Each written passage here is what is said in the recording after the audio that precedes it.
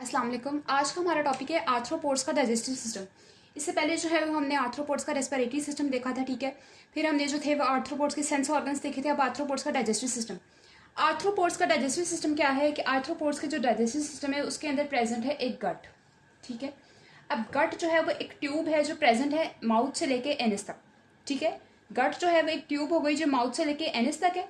इसके अंदर क्या होंगे, न्यूट्रिएंट्स जो है वो एब्जॉर्ब होते हैं across the gut wall directly into the haemolymph. यानी न्यूट्रिएंट्स जो है वो गट की वॉल से डायरेक्टली हेमोलिम्फ में जो है वो एब्जॉर्ब हो जाते हैं, जो भी फूड के थ्रू इस आर्थ्रोपोड को मिलते हैं। इसके बाद गट की जो शेप है वो वेरी करती है, ठीक है। गट की शेप कैसे वेरी करती है कि कुछ के अंदर जो है वो different various out pockets present होगी या डाइजेस्टिव ग्लैंड्स प्रेजेंट होगी। फिर जो जो प्रेजेंट होगा उसके अकॉर्डिंग जो है वो गट की शेप वेरी करती जाएगी, ठीक है।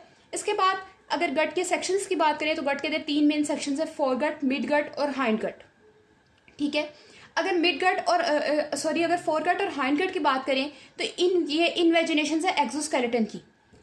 फोरगट और हाइंड गट के अंदर क्या है, इन्वेजिनेशन प्रेजेंट है एक्सोस्केलेटन की at the point of mouth and anus.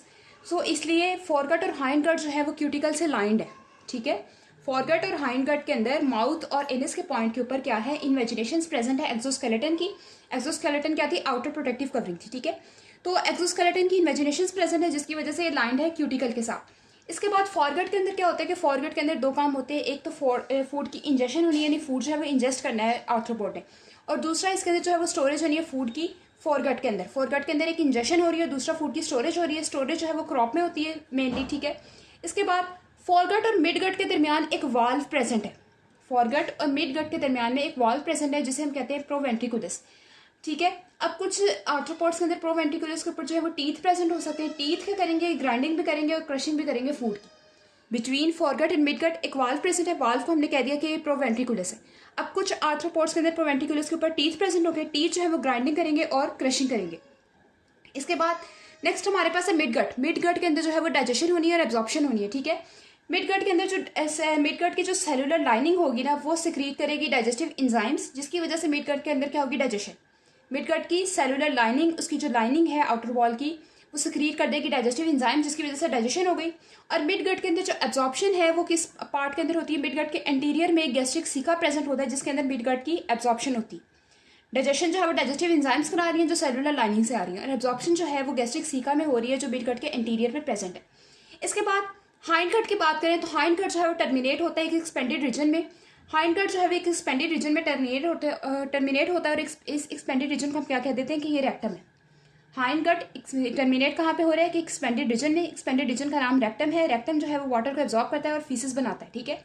Hind gut किस पे, एक्सपेंडेड पोर्शन में टर्मिनेट हो रहा है जिसे हम रेक्टम कह देते हैं। रेक्टम जो है वो वाटर को एब्जॉर्ब करता है और फीसेस बनाता है, ठीक है। इसके बाद मेल्फिगियन ट्यूब्यूल्स।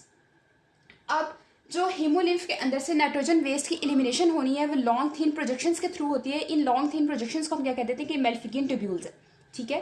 हीमोलिम्फ से नाइट्रोजनस वेस्ट की एलिमिनेशन होनी है किसके थ्रू, लॉन्ग थीन प्रोजेक्शंस के थ्रू। इन लॉन्ग थीन प्रोजेक्शंस को हमने क्या कह दिया कि मेल्फिगियन ट्यूब्यूल्स है। मेल्फिगियन ट्यूब्यूल्स जो है वो गट के अंदर ओपन होती हैं at the junction of mid gut and hind gut. जहाँ पे मिड गट और हाइंड गट की जंक्शन होती है वहाँ पे मेल्फिगियन ट्यूब्यूल्स जो हैं वो जिन्होंने नाइट्रोजन एंड वेस्ट को एलिमिनेट करना है हेमोलिम्फ की, वो ओपन हो रही है गट के अंदर at the junction of mid gut और हाइंड गट। और ये जो है मेल्फिगियन ट्यूब्यूल्स जो होती हैं इनका नंबर भी जो है वो वेरी करता है। माइट्स के अंदर यूजुअली फ्यू पेयर्स प्रेजेंट होते हैं, लेकिन इंसेक्ट्स के अंदर मेल्फिगियन ट्यूब्यूल्स के large number of pairs present हो सकते हैं।